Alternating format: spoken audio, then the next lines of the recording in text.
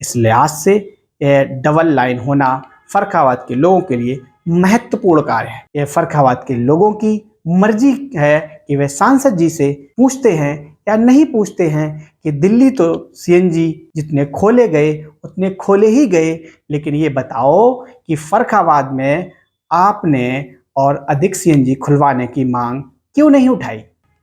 कि 10 साल पहले जो मुद्दे फर्रुखाबाद के लिए थे, आज भी मुद्दे वही मौजूद हैं।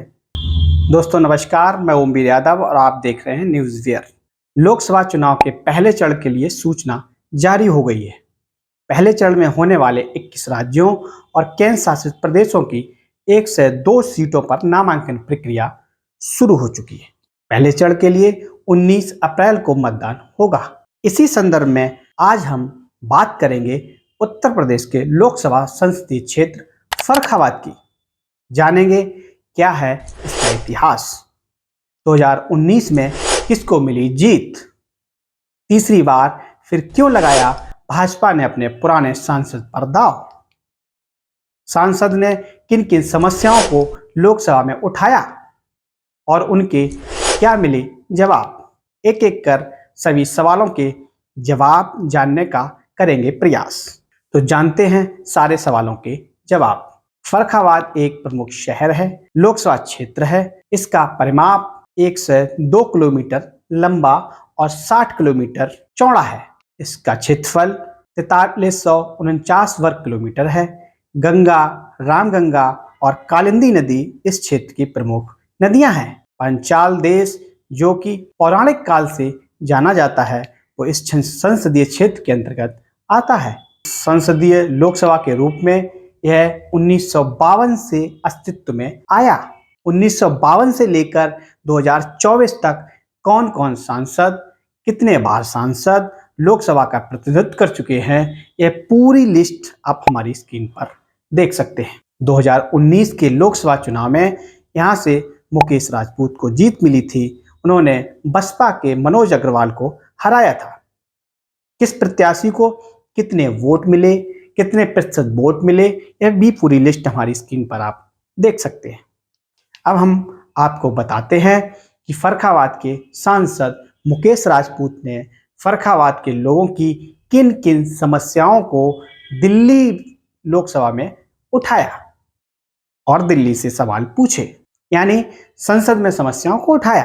प्रश्नों के माध्यम से सदस्य प्रशासन संबंधी मामलों में लोगों की समस्याओं को प्रस्तुत करते हैं। कई बार उठाया गया मामला इतना गंभीर प्रकृति का होता है कि वह लोक महत्व का हो जाता है। जब हमने इसकी रिसर्च की तो पाया, आप सुनिए। सांसद मुकेश राजपूत ने 19 से 24 के अपने 5 साल के कार्यकाल में सरकार से कुल 56 सवाल पूछे, यानी कि 56 प्रश्न पूछे, जिसमें से 52 अतारांकिक प्रश्न थे, 4 तारांकिक प्रश्न थे। सांसद ने सवाल पूछा कि क्या सरकार की पूर्वोत्तर रेलवे के अंतर्गत मथुरा, कासगंज और कानपुर रेल लाइन के दोहरीकरण की कोई योजना है, यानी क्या डबल लाइन बनेगी। आपको बता दें, जो लोग फर्रुखाबाद के बाहर के हैं ये नहीं जानते होंगे कि कासगंज कानपुर रेल लाइन फर्रुखाबाद के लोगों की लाइफलाइन है। एक तरफ कानपुर शहर को जोड़ती है, वहीं दूसरी तरफ वाया कासगंज मथुरा होते हुए दिल्ली से इस शहर के लोगों का रास्ता कायम करती है। इस लिहाज से यह डबल लाइन होना फर्रुखाबाद के लोगों के लिए महत्वपूर्ण कार्य है। अब जरा दिल्ली सरकार का जवाब भी सुन लीजिए और स्क्रीन पर इसको देख भी लीजिए। सरकार का जवाब आया कि मथुरा कासगंज कानपुर 352 किलोमीटर खंड के दोहरीकरण के लिए व्यवहार्यता अध्ययन पूरा कर लिया गया है। यानी सरकार का मानना है इस रेल लाइन को डबल करने से रेलवे को घाटा हो जाएगा, यानी कि उस मात्रा में यात्री नहीं मिलेंगे, इस लाइन को दोहरीकरण नहीं होगा। सांसद ने अगला सवाल पूछा कि सरकार ये बताए कि प्रत्येक वर्ष देश की नदियों में बार बार आने वाली बाढ़ को रोकने के लिए सरकार ने कोई कार्य योजना तैयार की है। क्या गंगा नदी के किनारे रहने वाले किसानों की फसलों की वार्षिक व्यापक हानि को रोकने के लिए गंगा नदी पर तटबांध बनाने का कोई विचार है। और फर्रुखाबाद में गंगा नदी पर तटबांध नहीं बनाने का क्या कारण है? तो जरा सरकार का सवाल जवाब भी सुन लीजिए। सरकार का जवाब आया और इसको देख भी लीजिए। मोदी सरकार का जवाब आया, कटाव नियंत्रण के कार्य सहित बाढ़ प्रबंधन का कार्य राज्यों के अधिकार क्षेत्र में आता है। बाढ़ प्रबंधन और कटाव रोधी परियोजनाएं संबंधित राज्य सरकारों द्वारा अपनी प्राथमिकता के अनुसार अपने संसाधनों से तैयार और कार्यान्वित की जाती हैं। केंद्र सरकार तो गंभीर क्षेत्र में बाढ़ प्रबंधन के लिए वित्तीय सहायता प्रदान करके राज्यों के प्रयास में सहायता करती है बस। अब सवाल उठता है कि 1952 से लेकर 2024 तक तकरीबन 74-75 सालों के बाद भी फर्रुखाबाद संसदीय क्षेत्र के गंगा नदी के किनारे रहने वाले किसानों की फसलें आज भी बाढ़ के कारण क्यों बर्बाद हो रही हैं? अभी तक राज्य सरकार ने प्राथमिकता में क्यों नहीं रखा है? क्या केंद्र सरकार ने इस क्षेत्र को कोई गंभीर क्षेत्र नहीं माना है?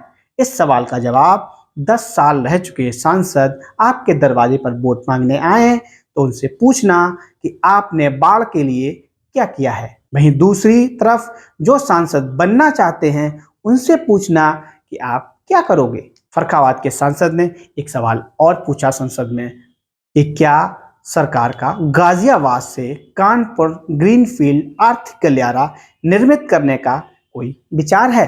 यह गलियारा फर्रुखाबाद जिले से निकलेगा क्या? फर्रुखाबाद के निवासी यह जानते होंगे और यह बहुत तेजी से रूमर फैली थी कि गाजियाबाद से कानपुर तक जोड़ने वाली 4 लाइन फर्रुखाबाद से होकर जाएगी, लेकिन एक दूसरी रूमर भी फैली थी कि यह लाइन फर्रुखाबाद से होकर नहीं जाएगी।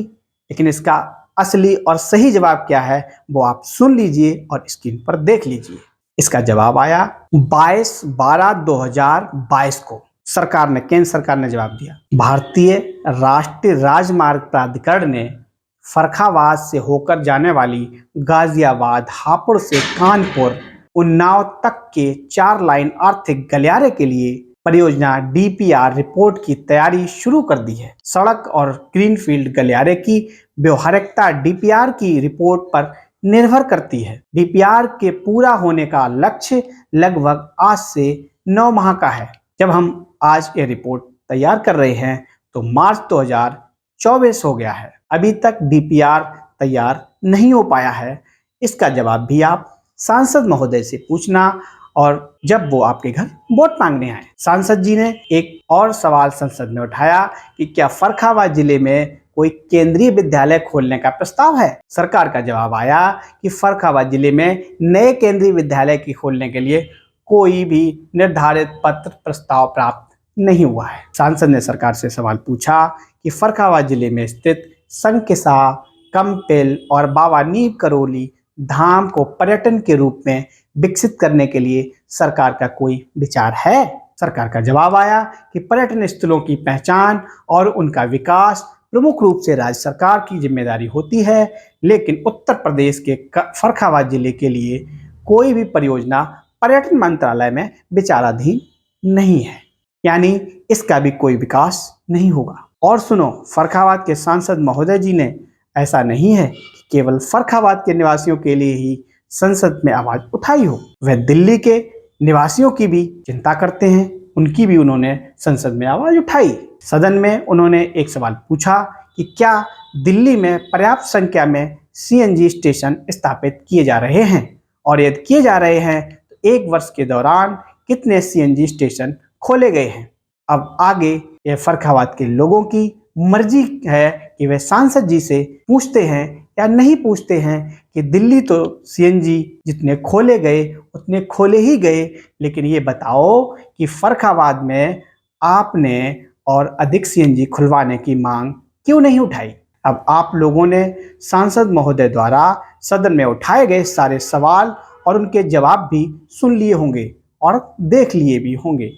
यह निष्कर्ष निकाल भी लिया होगा कि इन सारे सवालों का जवाब नकारात्मक या नहीं में दिया गया है, या घुमाकर बता दिया गया है, या राज्य सरकार का हवाला देकर बताकर घुमा दिया गया है, या प्रस्ताव न होने की बात को घुमा दिया गया है, जबकि यह सारे सवाल फर्रुखाबाद की जनता के लिए आज भी मौजूद हैं।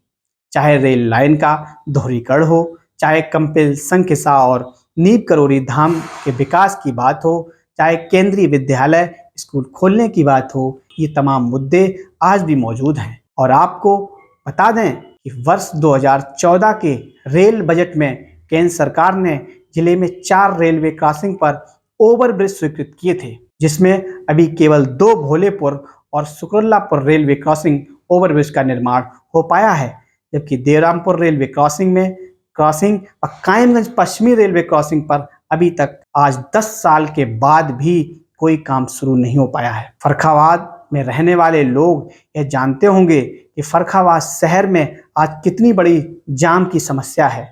ग्रामीण अंचल से आने वाले लोगों को कितना लंबा लंबा जाम झेलना पड़ता है।